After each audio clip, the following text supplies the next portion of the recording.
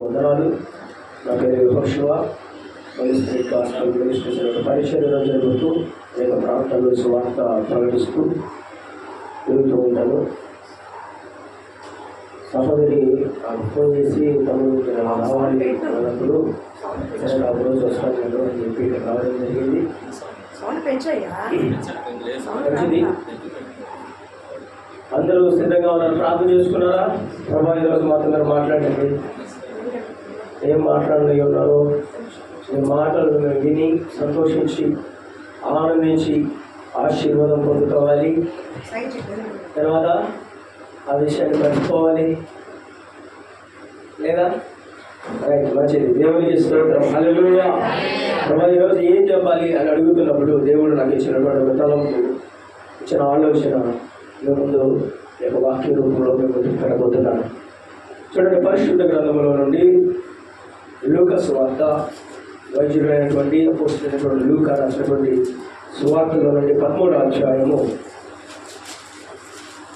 6 నుండి 9 వచనాల వరకు చదువుకుందాం.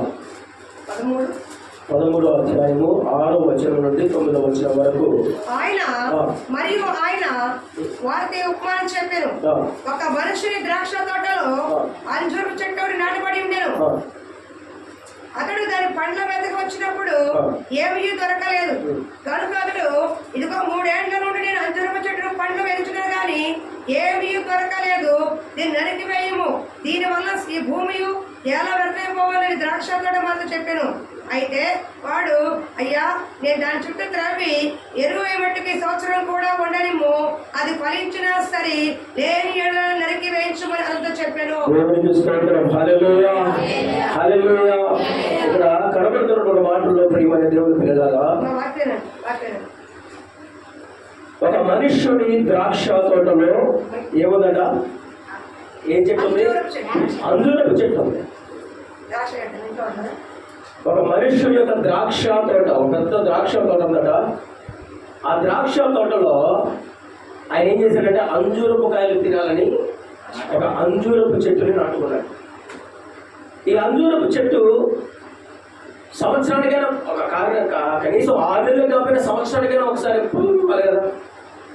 అలా ఫలిస్తుందా లేదా అని వెతుకుతూ 3 సంవత్సరాలు వెతికాడు. 3 సంవత్సరాలు ఆ అంజూరపు చెట్టు దగ్గరికి రాగానే ఎంతో ఆశగా వచ్చినటువంటి ఆ వ్యక్తి ఆ చెట్టును చూసినప్పుడు నిరాశ చెంది అక్కడి నుండి వెళ్ళిపోతున్నాడు. అలా 1 సంవత్సరం, 2 సంవత్సరాలు, 3వ సంవత్సరంలో ఇక కోపం వచ్చేవాడంటే తోట వాళ్ళని పిలిచి, ఈ భూమి ఎలా వ్యర్థమైపోవాలి? ఇది ఫలించట్లేదు కదా, దీంట్లో ఫలాలు లేవు కదా, 3 సంవత్సరాల నుంచి నేను దీన్ని గమనిస్తున్నాను, అయినప్పటికీ ఇది ఏ మాత్రం కూడా ఫలం నాకు ఇవ్వట్లేదు కనుక ఎంతో ఆశతో ఆ ఫలాన్ని తినాలని నేను వచ్చినప్పటికీ కూడా నాకు ఏం కలుగుతుందా? నిరాశ కలుగుతుంది కనుక దీన్ని ఇక్కడ ఉండనిచ్చలేదు వ్యర్థం కనుక దీన్ని నరికివేయి. దీన్ని ఏం చేయమన్నాడు? నరికివేయి అన్నాడు. అన్నప్పుడు వెంటనే తోటమాలి అన్నాడట. చూడండి ఆ మాటలు మనం చూస్తే, అయ్యా, దాని చుట్టూ త్రవ్వి ఎరువు వేయి మట్టుకు ఈ సంవత్సరం కూడా ఉండనిమ్ము, అది ఫలించినా సరే లేకపోతే నువ్వు చేస్తా. ఇప్పుడు ఆ మాటలు మీకు తెలియజేయాలనుకుంటున్నాను ప్రియమైన వాళ్ళగా. ఈ ద్రాక్ష తోట అనబడింది ఏంటిది? ద్రాక్ష తోట అనగా ఏంటి అని ఆలోచన చేస్తే, ద్రాక్ష తోట అనగా ఒక సంఘము. ఒక సంఘమును దేవుడు ద్రాక్ష తోటతో పోలుస్తున్నాడు. ఆ ద్రాక్ష తోటలో ఆ తోటకు వేరుగా, అంటే ద్రాక్ష తోట అంతా ఒకలాగుంటే అంజూరపు చెట్టు ఒకలాగా ఉంటుంది, అవునండి. దాని రూపురేఖలు ఒకలాగా ఉంటాయి, దాని ఆకులు ఒకలాగా ఉంటాయి, దాని పళ్ళు ఒకలాగా ఉంటాయి. అలాగే ఈ ద్రాక్ష తోట సంఘంలో, ఆ ద్రాక్ష తోట ఈ సంఘంలో ఒక అంజూరపు చెట్టు వల్ల నిన్ను దేవుడు ఉంచున్నాడేమో. ఈ సంఘంలో ఒక ప్రత్యేకమైన వ్యక్తిగా నిన్ను వాడుకోవాలని, ఒక ప్రత్యేకమైన జీవితాలను నీలో కనపరుచుకోవాలని, ఒక ప్రత్యేకత నీలో నుండి ఏదో దేవుడు పొందుకోవాలని, లేకపోతే ఒక ప్రత్యేకమైన వ్యక్తిగా నువ్వు వాడబడుతూ ఉంటే దాన్ని చూసి సంతోషించాలని, ఒకవేళ దేవుడు నిన్ను ఈ ద్రాక్ష తోట సంఘంలో నిన్ను పెట్టున్నాడేమో, ఒక ప్రత్యేకమైన వ్యక్తిగా నుంచాడేమో. ప్రతిసారి దేవుడు తోటమాలి యజమానుడు అనగా ప్రతిసారి దేవుడు నీ దగ్గరికి వచ్చి నిన్ను పరీక్షిస్తున్నాడు. సంవత్సరం నీ దగ్గరికి వస్తున్నాడేమో. గమనించారా ప్రియ దేవుడి పిల్లరా? మన పిల్లల్ని స్కూల్లో చేర్చినప్పుడు వాళ్ళు 1వ తరగతి చదువుతూ 2వ తరగతిలోకి వెళ్ళాలంటే ఎంత సమయం కావాలి? సంవత్సరం వ్యవధి కావాలి. కారణం ఏంటి? ఆ 1వ తరగతిలో చేరినప్పటి నుండి సంవత్సర వ్యవధిలో అతడు ఏం నేర్చుకున్నాడో, ఎంతవరకు చదవగలిగాడో, ఎంతవరకు ఎగ్జామ్ పాస్ అవ్వగలడో అవన్నీ కూడా టీచర్స్ వాళ్ళకి బోధిస్తూ ఉంటారు. అవన్నీ నేర్చుకొని గుర్తుపెట్టుకొని వాటి ప్రకారము తన ఎడ్యుకేషన్ అంతటిని కూడా సరి చేసుకొని సంవత్సరము ఆఖరిలో ఒక ఎగ్జామ్ రాస్తాడు. ఆ ఎగ్జామ్ రాసినప్పుడు దానిలో పాస్ అయితే ఇంకొక క్లాస్, ఫెయిల్ అయితే అదే క్లాస్. హల్లెలూయా! ఇప్పుడు మీకు అర్థమైపోయిందా దేవుడు ఎందుకు సంవత్సరానికి ఒకసారి నీ దగ్గరకు వస్తున్నాడు? ఈ తోటమాలి ఎవరు? దైవజనుడు. ఈ తోటమాలి ఏం చేస్తున్నాడు రాయబడింది అక్కడ. ఏమంటున్నాడు? 1 సంవత్సరం ఉన్నది, దానికి కావలసిందంతా కూడా నేను త్రవ్వి ఎరువు వేస్తాను. నీకు వాక్యం అనే ఎరువులు పెడుతూ, ప్రార్థనని నీటిని పోస్తూ, నిన్ను బలపరుస్తూ, నిన్ను శక్తివంతమైనటువంటి వ్యక్తిగా నిన్ను మార్చడానికి ఆ ప్రయాసపడుతున్నటువంటి సేవకుడైనటువంటి ఆ దాసుడు దేవుడు అంటున్నాడు, ప్రతి సంవత్సరం వచ్చి నిన్ను గమనించి దాసుడితో మాట్లాడుతున్నాడు. దాసుడిని పిలిచాయా, ఈ మొక్క ఇక్కడ ఉండడము వ్యర్థము, ఈ మొక్క ఇక్కడ ఉండడము వ్యర్థము, దీన్ని ఇక్కడ ఉండకూడదు, దీన్ని నరికి వేస్తాను నేను. ఒక విషయం చెప్పనా? యేసుక్రీస్తు ప్రభు కాలంలో కూడా దేవుని పిల్లారా, ఆయన సువార్త ప్రకటిస్తున్నటువంటి 3.5 సంవత్సరాల కాలంలో యేసుక్రీస్తును వెంబడించిన తెగలు 4 తెగలు ఉన్నాయి. యేసుక్రీస్తు ప్రభుని వెంబడించిన వారిలో 4 తెగలు ఉన్నాయి. ఏంటి ఆ తెగలు? ఒకటి, యేసుక్రీస్తు ప్రభు సువార్తను విని సువార్త కొరకు బ్రతికి సువార్త కొరకు ప్రారంభించినటువంటి తెగ ఒకటైతే, రెండవది యేసుక్రీస్తు ప్రభు ఎక్కడికి వెళ్తే అక్కడికి మేము వెళ్ళినప్పుడల్లా మాకు ఆహారం పెడతాడని తిరిగి తెగ ఇంకోటి. అవునా? మూడవది, యేసుక్రీస్తు ప్రభుని వెంబడిస్తే నాకున్న రోగాలు, నాకున్న అప్పులు, నాకున్న సమస్యలు, నాకున్న గురుడితనం పోతి అని తిరిగి తెగ ఇంకొకటి. ఇక 4వ తెగ వెరీ డేంజరస్. అదేంటంటే యేసు ప్రభువు తన మాటల్లో కానీ, తన చూపుల్లో కానీ, తన ఆలోచనలో కానీ, తన నడవడికలో కానీ ఏదైనా ఒక తప్పు దొరికితే చాలు దైవ దూషణ అనేటువంటి ఒక మాటలు చెప్పి ఆయన దూషిస్తామని తిరిగేటువంటి తెగ ఇంకొకటి.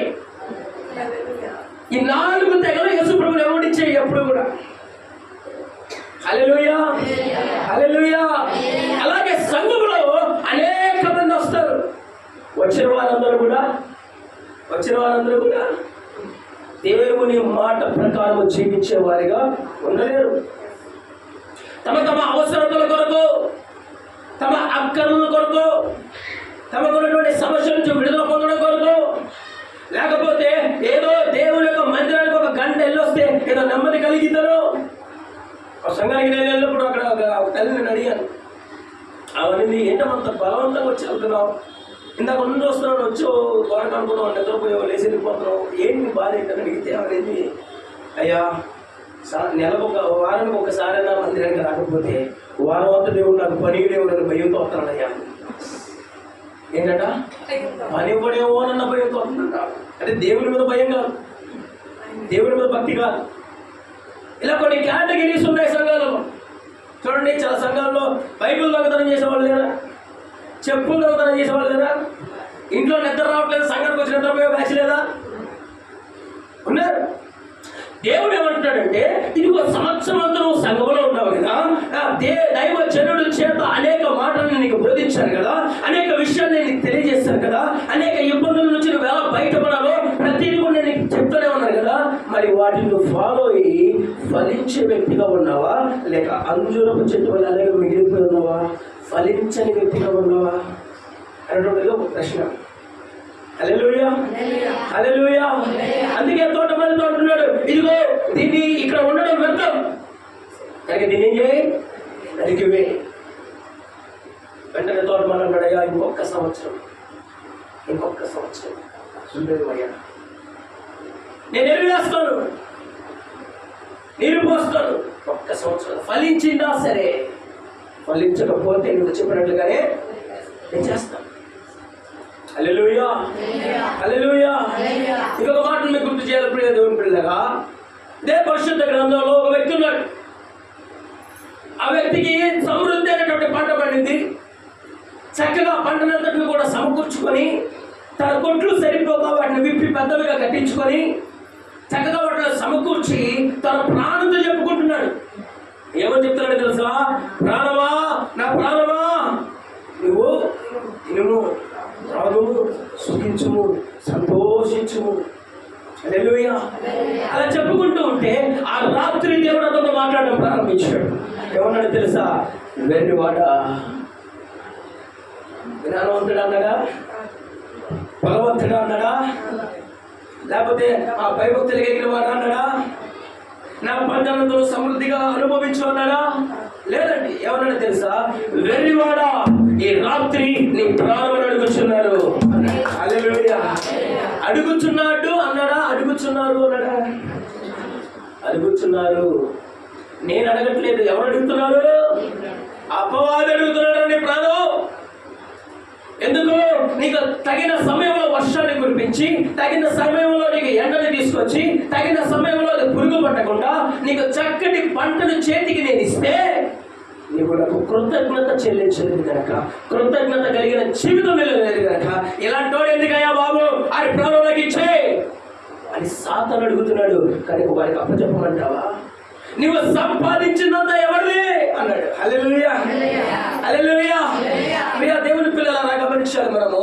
దేవుని వాక్యమును వింటున్న నీవు వాక్యము విని విడిచిపెట్టి వెళ్ళిపోయే వ్యక్తిగా ఉండకూడదు, కానీ వాక్యము నీ జీవితంలో ఫలభరితంగా మార్చబడాలి. అలాంటి వ్యక్తిగా నువ్వు మార్చబడగలగాలి. హల్లెలూయా. చూడండి, ఇంకొక మాటను మీకు తెలియజేస్తున్నాను. చూడండి, మత్తయి సువార్త 3వ అధ్యాయం వచ్చిన మత్తయి సువార్త 3వ అధ్యాయం వచ్చిన చూడండి త్వరగా. Matthew chapter 6 and 7.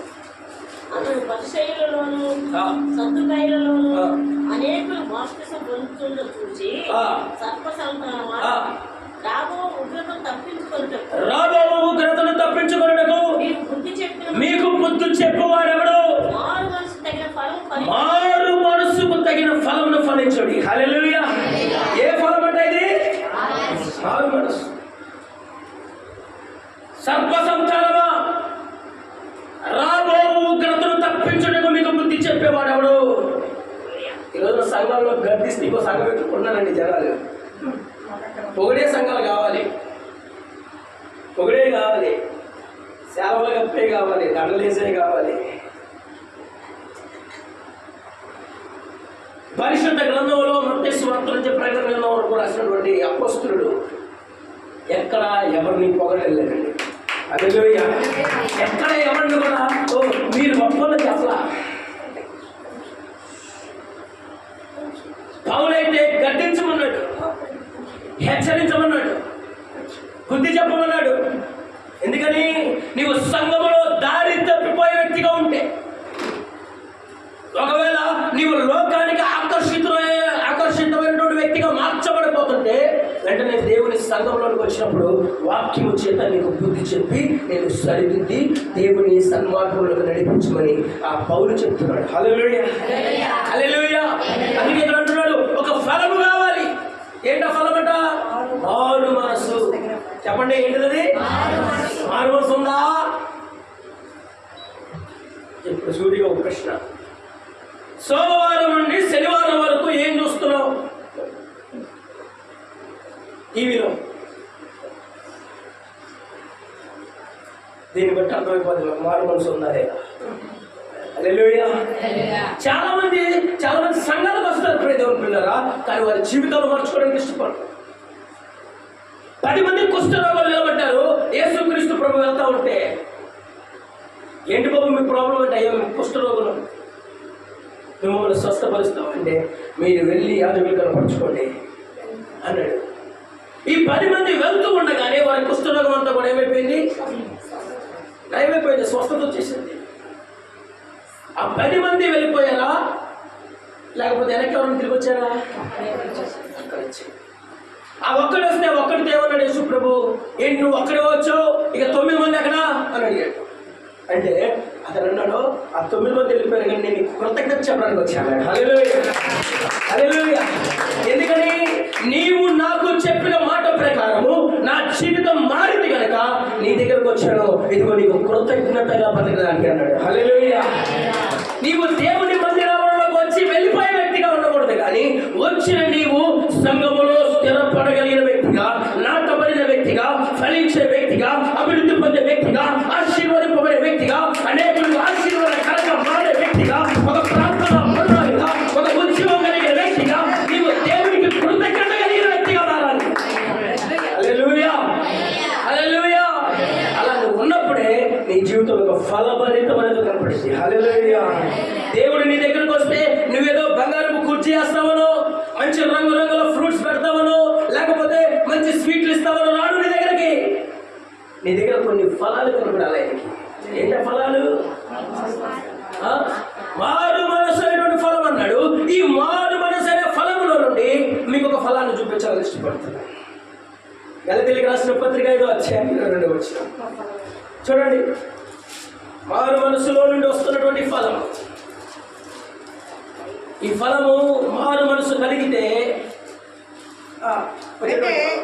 అయితే ఆత్మ ఫలం ఏమనగా ప్రేమ, సంతోషము, సమాధానము, దీర్ఘశాంతము, దయాళత్వము, మంచితనము, విశ్వాసము, సాత్వికము, ఆశా నిగ్రహము. హల్లెలూయా. మారు మనసులో నుండి చూద్దాం ఒక ఫలం ఏంటో తెలుసా? ఆత్మఫలము. ఆత్మఫలంలో ఉన్నటువంటి లక్షణాలు ఎన్ని ఉన్నాయి తెలుసా? 9 ఉన్నాయి. ఈ 9లో మొట్టమొదటి ఏంటండి? ఏంటిది? ప్రేమ. ప్రేమ అంటే ఇప్పుడు చాలా మందికి ప్రేమ అంటే అర్థమైంది ఇంకోటి. లోక సంబంధమైన ప్రేమ, యవనస్తుల మధ్యలో ప్రేమ, సిరి సంపదల మీద ఉన్న ప్రేమ, నగల మీద ఆస్తుల మీద ఉన్న ప్రేమ. అవునా? డబ్బుంటే వచ్చేదంటే ప్రేమ కాదు. ఇది ఏ ప్రేమ తెలుసా? ఇది అగాపే ప్రేమ. హల్లెలూయా. పరలోక సంబంధమైన ప్రేమ. ఈ ప్రేమలో ఉన్నటువంటి చాలా ఉన్నాయి. ఈ ప్రేమలో చెప్పాలంటే చాలా సబ్జెక్టు ఉంది. ఈ ప్రేమ ఒక 2 మాటలు చెప్పాలంటే, నిన్ను వల్ల నీ పొరుగు వాడిని ప్రేమించే ప్రేమ. హల్లెలూయా. నీ శత్రువుని సైతం ప్రేమించే ప్రేమ. నీ అనువు చక్కగా డబ్బున్నప్పుడు నీ దగ్గరకు వచ్చి తిని వెళ్ళిపోయిన వాళ్ళు, నీవు ఒక కరువులోకి వచ్చినప్పుడు, ఒక సమస్యలోకి వచ్చినప్పుడు నిన్ను చూసి ముఖం చాటేసుకొని వెళ్ళిపోతారు. నీకు అప్పు ఇవ్వడానికి ఇష్టపడిన వాళ్ళు, నీ మీద 4 మాటలు చెప్పేటువంటి వాళ్ళు, ఇలాంటి వాళ్ళు ఎదురొచ్చినప్పుడు కూడా మొదట దేవుని ప్రేమను కనుగొన్న నీవు ఏ ప్రేమతో వారిని ప్రేమించావో అదే ప్రేమతో నువ్వు మరలా వారిని ప్రేమించగలిగిన ప్రేమే దేవుని ప్రేమ. హల్లెలూయా.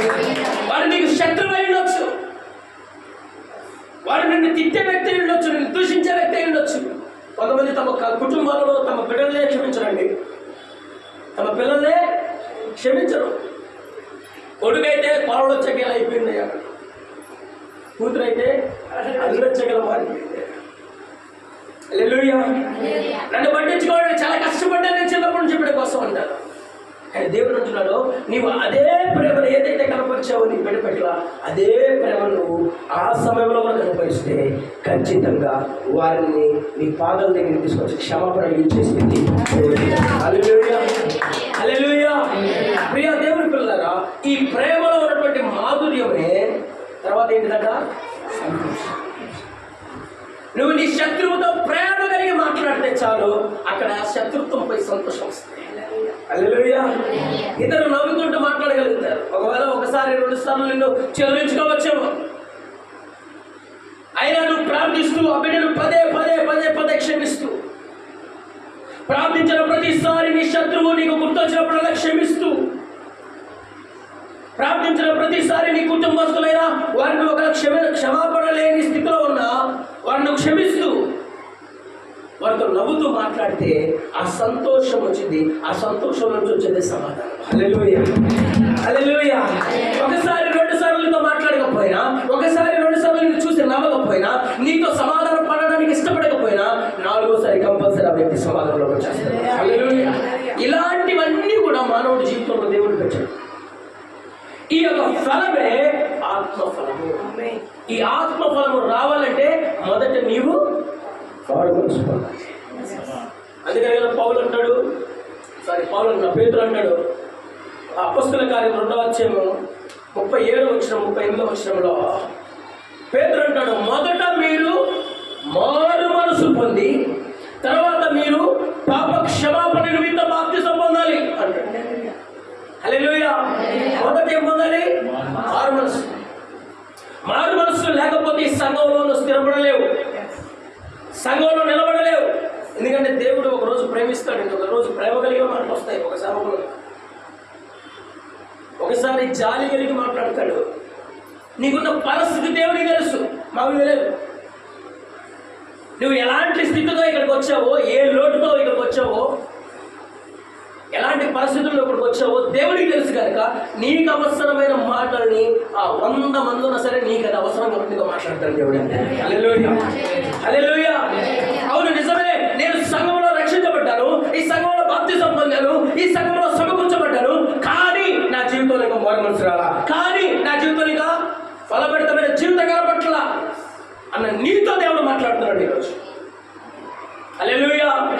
నీవు ఈ యొక్క మాటలు విన్న తర్వాత నీ జీవితాన్ని మార్చుకోవడానికి ఇష్టపడితే ఆయన నేను మరలా వచ్చి చూసినప్పుడు నీ దగ్గర ఫలభరితమైన ఫలాలు కనబడతాయి. అవే ఈ 9 ఫలాలు. హల్లెలూయా. ఈ 9 ఫలాల ఒక ఫలము నువ్వు కనబడ్డా నీవు దేవుని సంఘములో ఇంకా చిగురించడం, ఇంకా వర్తిల్లడం ప్రారంభిస్తావు. అది ఇంకా కనబడలేదు అనుకో, దేవుడు ఏమంటున్నాడు తెలుసా? నరికి వేస్తాను. హల్లెలూయా, హల్లెలూయా. చాలా మంది ప్రియ దేవుని పిల్లగా తమ జీవితాన్ని పాడు చేసుకోవాలి. ఇప్పుడే ఇందాకే ఒక గంట క్రితం, ఒక 6 ఆ టైం అవుతూ ఉంటుంది, ఏదో చిన్న సమస్య. మా ఇంటి సందు పక్కన మెయిన్ రోడ్డుగా తిరగగానే చిన్న బిడ్డలు ఉన్న ఒక వ్యక్తి ఏదో చిన్న సమస్య ఇంట్లో క్షణం కూడా ఆలోచించుకోవాలా వేసుకొని చచ్చిపోయాడు. ఇప్పుడే ఒక 6 గంటలకి. చాలా బాధ అనిపించింది. ఎందుకు ఇలాంటి తొందరపాటు నిర్ణయం, అకస్మాత్ మరణం కారణమే? అపవాది చోరుకుంటాడు అక్కడ. నీవు సంఘంలో ఉన్న వ్యక్తివైనా సరే నీతో ఒక్కొక్కసారి సాతాను ఏం చేస్తాడో తెలుసా? పర్లేదులే, ఏం కాదు కానీ ఒక్కసారికి సీరియల్ చూస్తే తప్ప, ఒక్కసారికి అబద్ధం ఆడితే తప్ప, ఒక్కసారికి సినిమాకి వెళ్తే తప్ప తప్పేం లేదుగా, నీ దేవుడు క్షమించేవాడేగా, పర్లేదులే అంటూ ఉంటాడు. కానీ ఆ మాట చెప్పిన ప్రతిసారి నువ్వు దాన్ని గద్దించి బంధించి ప్రభువుకు నువ్వు ఏదైతే ఇష్టపడుతున్నావో దానికి వ్యతిరేకమైన కార్యం అంటే అర్థం తెలుసా మీకు?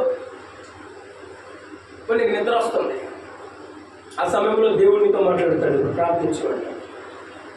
ప్రభు 4 గంటలు పడుకుంటున్నాయా, పొద్దు నుంచి 10 వచ్చాను, కష్టపడ్డానయ్యా. దేవుడికే మనం ఏం చెప్తుంటాం తెలుసు? సమాధానం చెప్తాం, ఏమని? పడుకోని. కానీ దేవుడు అంటాడు లేదు ఇప్పుడు చేయగలడు. కానీ మనం ఏం చేస్తామంటే నిర్లక్ష్యంగా నిద్రపోతాం. అప్పుడు మనకు రావాల్సిన ఫలం ఏదైతే ఉందో అది పొందుకోలేదు.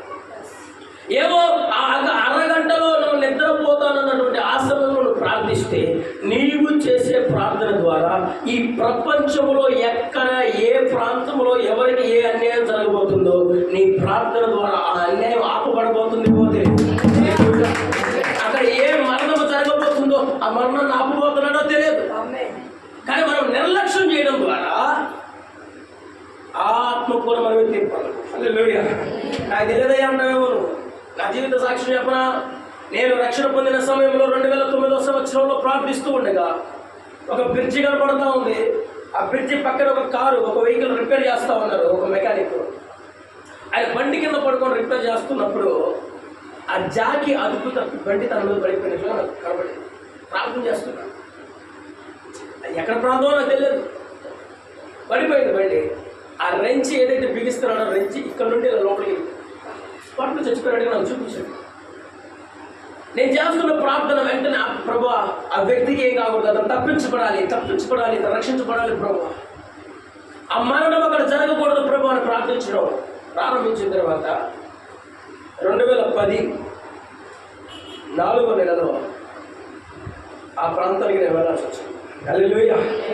ఆ ప్రాంతం ఎక్కడ కాదు, పామర్ అనేటువంటి ప్రాంతం. ఆ ఊరు నాకు తెలియదు. పామర్ అనుకుంటా. అక్కడ చిన్న బ్రిడ్జ్ ఒకటి, ఆ బ్రిడ్జ్ దగ్గర ఒక మెకానిక్ షెడ్ ఉంది పక్కన. నేను కారు అక్కడ పెట్టుకొని కూర్చొని ఉన్నాను. అప్పుడు డ్రైవర్గా చేసేవాడిని. కూర్చొని ఉంటే ఏ వెహికల్ అయితే బ్రిడ్జి పక్కన నాకు చూపించాడు అదే వెహికల్ అలా పడిపోయింది. నాకు అది గుర్తొచ్చి వెంటనే ఆ కారు ఆఫ్ చేసి పరిగెత్తుకుంటూ వెళ్ళి ఆ పక్కన ఉన్నటువంటి మటన్ షాప్లో ఉంటే వాళ్ళు అడిగారు, బ్రదర్ ఈ మెకానిక్ అంటే ఈ మెకానిక్ ఎవరు, ఈ మెకానిక్ ఇలా జరిగిందా కాదు, ఈ మెకానిక్ కారు చచ్చిపోయాడా బ్రతికాడా అని. ఆయన అన్నాడు, అప్పుడే రెంచుతో ఏదో తిప్పుతున్నాడండి వాడు, తిప్పుతున్నాడు ఏదో మర్చిపోయారని బయటికి వచ్చాడు. అట్లా వెంటనే కారు పడిపోయింది. అంటే ఆశ్చర్యం అయిపోయింది నాకు. ఎందుకంటే నేను నమ్ముతాను ప్రేమ వాళ్ళ, నీవు చేసే ప్రతి ప్రార్థన ప్రతి మాటను దేవుడు ఎక్కడో ఒక కార్యం జరిగించబోతాడు. ఒక విషయం తెలుసా ప్రియమైన వాళ్ళరా, ఆ బిల్లీ గ్రాహం అనేటువంటి వ్యక్తి మీకు తెలుసా, ఒక మంచి సేవకుడు, మంచి దైవజనుడు. ఈ బిల్లీ గ్రాహం అనేటువంటి వ్యక్తి ఈయన పరిచయం చేస్తూ ప్రపంచమంతా కూడా ఒక 10 నిమిషాల రేడియో ప్రసంగం చేయగలుగుతాడు. 10 నిమిషాల్లో రేడియో ప్రసంగం. ఈ 10 నిమిషాల ప్రసంగానికి కొన్ని కోట్ల రూపాయలు అక్కడ పెట్టి 10 నిమిషాల టైం, వాళ్ళకి టైం ఇస్తారు కదా, ఈ టైం నుంచి టైం వరకు మరి మాట్లాడాలంటే మీరు ఆ మాట్లాడేటువంటి సిచ్యువేషన్ అక్కడ స్టూడియోలోకి వెళ్ళి మాట్లాడబోతుండగా ఈయన దగ్గర కొంతమంది వర్కర్స్ ఎవరైతే ఉంటారో, కెమెరామెన్స్ లేకపోతే ఆ లైన్లన్నీ చూసేవాళ్ళు, ఎలక్ట్రికల్స్, వీళ్ళందరూ ఏమైనా ప్రాబ్లం ఉంటుందేమో వెతుక్కుంటూ అవన్నీ కూడా స్టూడియో చుట్టూ కూడా వాళ్ళు వెతుక్కుంటూ అవన్నీ చెక్ చేస్తున్నారు. ఏమైనా ప్రాబ్లం అయితే 10 నిమిషాల మెసేజ్లో ఎక్కడ కూడా డిస్టర్బెన్స్ జరగకూడదు. కానీ ఈలోపు ఒక వైరు తెగిపోయి చివరి లీడ్ అలా తెగిపోయే మూమెంట్లో ఉంటే ఇదిగిన ఆగిపోతే దీన్ని మళ్ళీ వైర్లు కట్ చేసి లీడ్స్ తీసి జాయింట్ చేసేదానికి ఒక 10 నిమిషాలు టైం పడుతుంది. ఈ 10 నిమిషాలు కెమెరా ఆగిపోద్ది. ఈయన చెప్పిన ప్రసంగం ఈ కెమెరా దగ్గర ఆగిపోకూడదు, ఇది యావత్ ప్రపంచానికి వెళ్ళాలని ఈ వైరు పట్టుకొని నిలబడ్డాడట ఎలక్ట్రీషియన్. ఇలా పట్టుకొని నిలబడితే ఇతనిలోంటి కరెంటు పాస్ అయిందిగా, ఇతనిలోంటి కరెంటు పాస్ అయ్యి ఆ 10 నిమిషాల మెసేజ్ పూర్తిగా జరిగిపోయింది. జరిగిపోయిన తర్వాత బిల్లీ గ్రహం గారు కారు దగ్గరకు వచ్చాడు. అతను ఎక్కబోతూ మన డిపార్ట్మెంట్ అందరూ వచ్చారా అని చెప్పి చూసుకుంటా ఉంటే ఒక వ్యక్తి కనపడలా. ఎక్కడికి వెళ్ళాడు ఆ వ్యక్తి, ఏమైపోయాడు ఒకసారి చెక్ చేయండి అంటే మొత్తం చూస్తూ ఆ ఎలక్ట్రిక్ డిపార్ట్మెంట్ దగ్గరికి వెళ్తే ఈ 2 వైర్లు పట్టుకొని చనిపోయినాడు. ప్రాణం పోయి 10 నిమిషాలే. ఆ 10 నిమిషాల వ్యవధిలో అతను చనిపోయినట్టుగా వాళ్ళు గమనించారు. గమనిస్తే ప్రియమైన వాళ్ళరా, అతను ప్రాణం పెట్టిన 10 నిమిషాలు, కానీ ఆ సువార్త వినడం ద్వారా ప్రపంచంలో కొన్ని లక్షల మంది హల్లెలూయా, కొన్ని లక్షల మంది మారుమనసు పొందారు. 10 నిమిషాల వ్యవధి 10 నిమిషాల ప్రసంగంలో ఒక్క ప్రాణం పెడితే 100 మంది, 1000 మంది, లక్షల మంది రక్షణలోకి వస్తారు. హల్లెలూయా, హల్లెలూయా. అపోస్తలులు వారి పని చేసుకోలేక కాదు, పిలువబడ్డ శిష్యులు వారి పనులు చేసుకోలేక కాదు, యేసుక్రీస్తు ప్రభు కోసము ఆయన చేసిన త్యాగాన్ని చూసిన వారు, ఆయన చెప్పిన మాటలు విన్నవారు, ఆయన కొరకు బ్రతికి జీవిస్తా ఉన్నవారు ఆయన కొరకు చనిపోవడానికి కూడా ఇష్టపడ్డారు కదా. కారణం ఏంటో తెలుసా, ఇదిగో నేను చనిపోతే నా ద్వారా కొన్ని 100 లక్షలు కావాలి. హల్లెలూయా. కొంతమంది రక్షించబడాలి. నేను ఇక్కడ కన్ను మూస్తే నేను ప్రభు ఎదుట కన్ను తెరుస్తాను కాబట్టి చావుకు నేను భయపడను అనేటువంటి ఒక నిర్ణయంతో వారి పరిచయం చేయగలిగారు. హల్లెలూయా, హల్లెలూయా.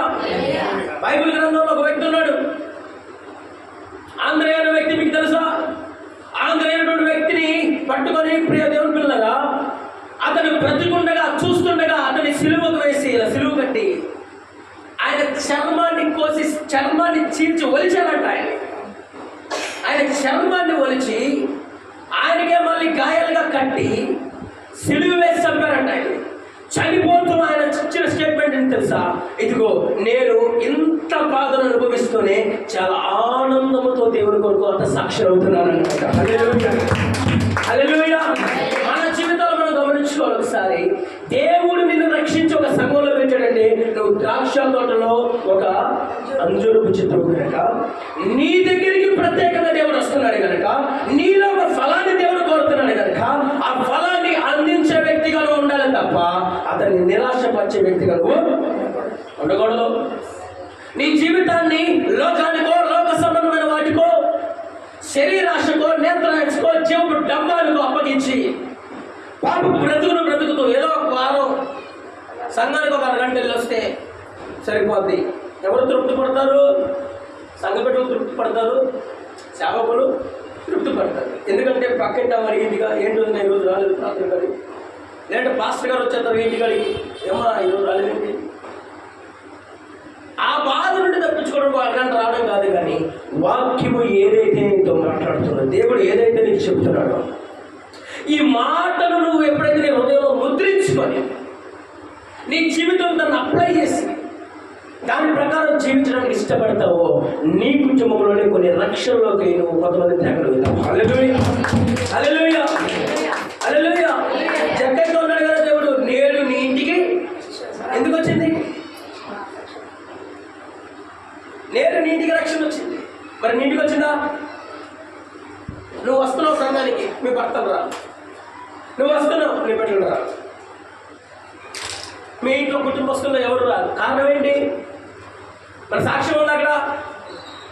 మన కుటుంబాల్లో మన సాక్ష్యం ఉందా? అబ్బా ఒకనొక టైంలో పూతులాడే వ్యక్తి అండి, ఒకనొక టైంలో ఇలా తిరిగిన వ్యక్తి అండి, అలా చేసిన వ్యక్తి అండి, ఇలా మాట్లాడిన వ్యక్తి అండి. కానీ ప్రభు అయిన యేసు రక్తము చేత కడగబడిన తర్వాత తన బ్రతుకునే మార్చేసుకుందండి. ఎవరైనా నీ గురించి సాక్ష్యం ఇవ్వగలుగుతున్నారా? ఎవరైనా నీ గురించి సాక్ష్యం ఇవ్వగలుగుతున్నారు నీ కుటుంబంలో? మరి నీ కుటుంబస్తులకి ఏ రోజైనా నీ సాక్ష్యాన్ని చెప్పావా? ఏ రోజున ప్రార్థనకి రెండింటిని తీసుకొచ్చావా? కారణం ఏంటి తెలుసా? కొంతమంది స్వార్థపరులు ఉంటారు. మీరు కాదండి, మీరు మంచోళ్ళే. కొంతమంది ఉంటారు, నేను ఒక్కదాన్ని పర్వాలేదు సార్, హల్లెలూయా, నా కుటుంబస్తులు ఎక్కడో మరి నేను చాలు, నేను ప్రార్థన చేసుకుంటే చాలు, నేను నా పరిశుద్ధతను కాపాడుకుంటే చాలు, నా కుటుంబంలో ఎవరికి పోయినా నాకు ఖచ్చితంగా చెప్తున్నాను, ఈ ఒక్క పాయింట్ని బట్టి నేను నరకంతో చేస్తాను దేవుడు జాగ్రత్త. హల్లెలూయా. స్వార్థపు జీవితం అంటే నువ్వేం చేయాలో తెలుసా? ఇది మొదలుకొని ఈ మాటలు విన్న నీవు నాలో ఫలభరితమైన జీవితం కనబడాలంటే నిజమైన మారుమనసు నాకు వచ్చిందా రాలేదో ఒకసారి పరీక్షించుకోవాలి. ఇందాక అక్కడ ప్రార్థన చేస్తాను, ఉపవాస ప్రార్థన చేయాలి. ఉపవాసం అనగా, ఉపవాసం అంటే చెప్పగలరా? 5 మాటలు ఉన్నాయి దాంట్లో. ఏంటిది? ఉపవాసము అని ఉంది కదా. ఉపేక్షించుకోవాలి, పరీక్షించుకోవాలి, వాక్యమును ధ్యానిస్తూ ఉండాలి, సహవాసం కలిగిన వ్యక్తిగా ఉండాలి, ముక్తిని చేరేంత వరకు ఉండాలి. హల్లెలూయా. ఇలాంటి ఒక కేటగిరీలో నువ్వు వస్తే ఉపవాసం ఉన్నటువంటి ప్రతిఫలం నువ్వు అనుభవించగలుగుతావు. హల్లెలూయా. నిన్ను నువ్వు ఉపేక్షించుకోవాలి. ఫస్ట్ నీలో ఉన్న తప్పులు, లోపాలు, నీలో ఏమన్నా వ్యక్తిగతమైనటువంటి ఏమైనా ఉన్నాయా? నీ ఆలోచనలో, చూపుల్లో, తలంపుల్లో, మాటల్లో, వినికిల్లో, నడకలో, పడకలో, చేతులు చేసే పనుల్లో ఏమైనా పాపాలు నీలో ఉన్నాయా? ఈ వారంలో నేనేమైనా పాపం చేశానా? ఈ వారంలో నేను ఎవరితో అతిక్రమమైన మాటలు మాట్లాడానా?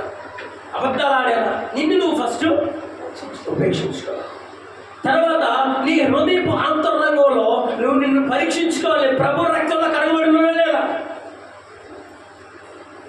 పరీక్షించుకోవాలి. తర్వాత వాక్యములు ధ్యానిస్తూ ఉండాలి. దేవునికి సహవాసం కలిగిన వ్యక్తిగా ఉండాలి. సంఘానికి సహవాసం. అందుకే పౌలు అంటాడు కదా, మీరు ఆ అపోస్తుల బోధ యందును, రొట్టె విరుచుట యందును, సహవాసమందును, ప్రార్థించుట యందును ఎడతెగకుండా ఉండాలి. ఎడతెగకూడదు. సంఘాన్ని నుంచి ఇటు అటు అటు అటు జంప్ అవ్వకూడదు కోతుల్లాగా. కొన్ని సంఘాలు అలాగే ఉంటారు. నేను చాలా సంఘాలుగా అవుతానండి. ఏ డినామినేషన్ నాకు సంబంధం లేదు. ఏ డినామినేషన్ పిల్లలు చెప్తాను. నీవు సంఘంలో ఎలా ఉండాలంటే స్థిరమైన చెట్టు వలె, నాటబడిన చెట్టు. అవునా? కీర్తన 8 అంటాడు కదా, నీవు నీటి కాలువ ఎవరైనా నాటబడిన దానిపై ఆకు ఆడక తన కాలమందు ఫలించు చెట్టు వలె. కానీ కొన్ని సంఘాల్లో కొంతమంది బిడ్డలు ఈ సంఘాల్లో కనిపిస్తే ఆ సంఘానికి, అక్కడ కనిపిస్తే ఇంకో దగ్గరికి, అక్కడ కనిపిస్తే ఇంకో దగ్గరికి కుండీలో మొక్కలుగా ఉంటారు. కుండీలో మొక్కలు ఏంటి? కుండీలో మొక్కలు కూడా దిగుతున్నానికి వచ్చాయి. ప్రతి మీటింగ్ కూడా వెళ్ళిపోతున్నాయి. అంటే అది ఫంక్షన్ అవని, పెళ్ళి అవని, తర్వాత రాజకీయం అవని, ఏదైనా అని అక్కడికి. కానీ సంఘ బిడ్డలు ఎక్కడ ఉండాలి? స్థిరపడిన సంఘంలో ఉండాలి. వాళ్ళు ఇంకొక చోట కనపడడానికి. ఎందుకంటే నీ జీవితాన్ని నువ్వు పరీక్షించుకుంటూ, నిజంగా ప్రభు వస్తే నన్ను కొట్టేస్తాడా లేదా ఆయనతో పాటు నన్ను తీసుకెళ్తాడా? ఒక మాట చెప్పి ముగించేస్తాను. మత్తయి సువార్త 20వ అధ్యాయంలో మనం చూస్తాం, 2 కేటగిరీలు చూస్తాం. అక్కడ ఎవరండి? బుద్ధి కలిగిన కన్యకలు. ఇద్దరెవరు? వారు మారుమనసు పొందిన వాళ్ళే, ఇద్దరూ ప్రార్థన చేసేవాళ్ళే, ఇద్దరు తమ దివిటీలో నూనె నింపుకున్న వాళ్ళే. కానీ బుద్ధి కలిగిన కన్యకలు ఏం చేశారు? దివిటీలలో, సిద్ధులలో, దివిటి అంటే ఇది హృదయంలో వెలిగించిన మంట కూడా పరిశుద్ధాత్మ నూనెతో నింపుకొని ఇంకా ఎక్స్ట్రా సిద్ధులలో పెట్టుకున్నారు. ఇంకా పరిశుద్ధాత్మ చేత గిన్నె నిండి పొంగి పొరలుచున్నది అంటాడు కదా, ఆ రీతిగా వారి దగ్గర ఇంకా నూనె ఉంది. బుద్ధి లేని కన్యకలు సంఘానికి వస్తున్నారు, వెళ్ళిపోతున్నారు. ప్రార్థన సమయానికి వస్తున్నారు, వెళ్ళిపోతున్నారు. కానీ వాళ్ళ కుటుంబాలలో, వ్యక్తిగత జీవితంలో ప్రార్థన లేదు. వాళ్ళ కుటుంబ ప్రార్థన లేవు, వ్యక్తిగత ప్రార్థన లేదు, పరిశుద్ధాత్మతో నింపుదల లేదు. ఉన్న చాలే అనుకున్నారు అంతే. ఆ సంఘానికి వెళ్ళావా, ఆరాధించినప్పుడు చప్పట్లు కొట్టావా, ఆమేన్ అయిపోయింది, వచ్చేసాం. మళ్ళీ బయట ఎక్కడో కూడా మనం ఒక ప్రత్యేకమైన వ్యక్తులుగా కనపడడానికి ఇష్టపడలా, లోకంలో కలిసిపోయాం. ఇప్పుడు ఇద్దరు నిద్రించే సమయం వచ్చింది, ఇద్దరు పడుకున్నారు. పెళ్లి కుమారుడు వస్తున్నాడు అని ఒక కేక వినపడగానే అందరూ లేచారట. సిద్ధుల్లో నూనె ఉన్న వాళ్ళు సిద్ధపరచుకున్నారు. సిద్ధుల నూనెలో అయితే ఏమైపోయింది? దివిటీలు ఆరిపోతున్నాయి. అమ్మా మాకు దివిటీలు ఆరిపోతున్నాయి, మీ నూనెలో కొంచెం ఇస్తారా? అమ్మవారి దగ్గరికి వెళ్ళి తెచ్చుకో. వారు వెళ్ళి వచ్చేసరికి ఏమైపోయాడు? వెంటనే అయ్యో మేము వచ్చాం, తలుపు తెరువు అంటే ఆయన ఏమన్నాడు? ఎవరు? వారి జీవితాల్లో ఈ 2 మాటలు ఎందుకు చెప్పారంటే ప్రేమ వాళ్ళు కదా, సంఘంలో నీవు ద్రాక్ష తోటల సంఘంలో ఒక ప్రత్యేకమైన వ్యక్తివి, ఈ కన్యకలో ఒక ప్రత్యేకమైన వ్యక్తివి. హల్లెలూయా. ఇక్కడ నీవు ఫలించాలి. ఇక్కడ నీ హృదయంలో ఎప్పుడు పరిశుద్ధాత్మని స్థితిలో ఉండాలి. హల్లెలూయా. నీవు ఎక్కడికి వెళ్తే అక్కడ సమాధానం రావాలి, నీవు ఎక్కడికి వెళ్తే అక్కడ సంతోషం కలగాలి, నువ్వు ఎక్కడికి వెళ్తే అక్కడ ప్రార్థన కుటుంబంగా మార్చబడాలి అనేక మంది. హల్లెలూయా. నీ సాక్ష్యాన్ని బట్టి అనేక మంది దేవుళ్ళకి రావాలి. కానీ మనం ఎక్కడికి వెళ్తే అక్కడ సమాధానంగా ఉన్న కుటుంబాలు కూడా గొడవ వచ్చాయి కదా. మనం అడుగు పెడితే సమాధానంగా ఉన్న కుటుంబాలు కూడా గొడవ పెట్టేదో బయటికి, అది సాతాను సంబంధమైన క్రియ. నువ్వు సమాధానం లేని కుటుంబంలో అడుగు పెడితే ఆ కుటుంబం సమాధానంగా మారిపోవాలి. హల్లెలూయా. ఇది ఫలభరితమైన జీవితం. ప్రియమైన వారులారా, ఈ మాటలు విన్న నీవు నీ జీవితాన్ని ఒకసారి పరీక్షించుకొని ప్రార్థన పూర్వకంగా, ప్రభువా నేను అంజూరపు చెట్టు వలె ఉన్నాను, కానీ నాలో ఫలం ఉందా? అంజూరపు చెట్టుకు ఉన్నటువంటి ప్రత్యేకత ఏంటి? ఆ యజమానుడు రావడానికి గల కారణం ఏంటంటే అది చూడడానికి చాలా ఎత్తుగా పెరిగింది, చూడడానికి చాలా చక్కగా అందంగా ఆకులతో అమర్చబడి ఉంది, పచ్చగా. కాకపోతే దాని లోపల నేను ఆశీర్వదించబడ్డానండి, దీవించబడ్డాను సంఘానికి వచ్చాక. ఓకే, నువ్వు పచ్చగా ఉన్నావు, మంచిదే. నీ హృదయంలో ఫలం ఉందా అని ఏం చెప్తావు?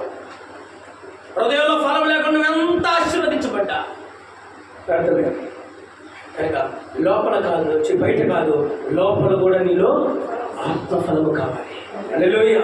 అలాంటి ఫలముతో దేవుడు ఈ రోజు మొదలుకొని నిన్ను దీవించి ఆశీర్వదించి బలపరుచును కాక. కళ్ళు మూసుకుందాం, ప్రార్థన చేసుకుందాం. కళ్ళు మూసుకొని ప్రార్థన చేద్దాం. ప్రేమ వాళ్ళరా, కొద్ది నిమిషాలు యేసయ్యాని వందనాలు. విన్న ఈ మాటలన్నింటినీ జ్ఞాపకం చేసుకో. నా జీవితంలో ఫలం ఉందా లేదా ఒకసారి మనల్ని పరీక్షించు. ఫలభరితమైన జీవితం నాకు కావాలి. ఇంకా నాకు మారు మనసు రాకపోతే మారు మనసు కలిగిన జీవితం. నా జీవితం టర్న్ అయిపోవాలి ప్రభు, నీకు స్తోత్రం. నా జీవితంలో ఏ పాపం ఇక కనబడకూడదు, ఏ శాపం ఇక ఉండకూడదు, నాలో ఏ దోషము ఇక కనబడకూడదు. ఒకవేళ రక్షించబడి బంధాలలో పాల్పొక్కులు పొందుతున్న వ్యక్తి అయినా నాలో ఇంకా మారు మనసు లేదేమో, నేను పరీక్షించుకుంటూ ఉండగా నా ప్రతి పాపమున కనపరచయ్యా. నీ పరిశుద్ధ